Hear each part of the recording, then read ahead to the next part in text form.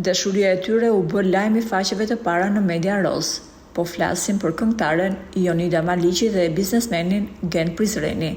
Megjithatë, çdo gjë përfundoi disa vite pas ardhjes në jetë të djalit të tyre, Dan. Jonida, pas divorcit, nuk e mbajti më të fshet jetën e saj private, por pranoi se ishte në lidhje me aktorin e humorit Romeo Veshaj. Kjo lidhje, pas disa kohësh, përfundoi dhe që nga ai moment, këngëtarja ka vendosur që ta mbajë tejet hermetike jetën e saj private. Pas divorcit me ish-bashkëshortin, i cili njihet si një nga biznesmenët më të fuqishëm në Tiranë, me një pasuri që kap shifrën 5 milion euro, duket se Jonida ka patur mosmarrveshje, të cilat jo vetëm i kanë çuar në dyert e gjykatës, por ajo i ka bërë edhe publike. E ndodhur mes presionit se gjykata mund të mos zbatonte ligjin, ajo ka publikuar në rrjetet e saj sociale faktin që ish-bashkëshorti nuk ka paguar detyrimet për djalin e tyre, shumë e cila llogaritet 2.000 euro çdo muaj. Këngëtarja ka akuzuar ish-bashkëshortin se ai nuk ka paguar pensionin ushqimor për të birin dhe për këtë arsye e ka çuar në gjykatë.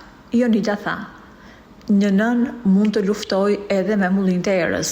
Për më tepër, unë si personazh publik arrita në një pikë ku nuk më është dashur të arrij, po u detyrova ta bëja publike për të patur drejtësi. Nuk jam penduar, më është dashur të mbroj veten time dhe tim bir, dhe nëse do më duhet, e bëj përsëri." Gjykata më dha të drejtë dhe ish-bashkëshorti u detyrua të paguajë detyrimet që nuk i kishte paguar.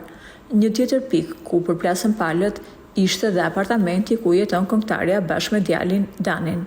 Jonida thot se apartamenti është banesë bashkëshortore, por biznesmeni nuk e ka respektuar marrëveshjen për të blerë një apartament të ri për të, por as për të birin. Në kërkesëpadi theksohet se kur ka ndodhur divorci, ish-bashkëshorti ishte pronar ose bashkëpronar i shumë pasurive, sidomos të paluajtshme, të ndodhura në shumë qytete të Shqipërisë, që vlerësoheshin deri në 5 milion euro.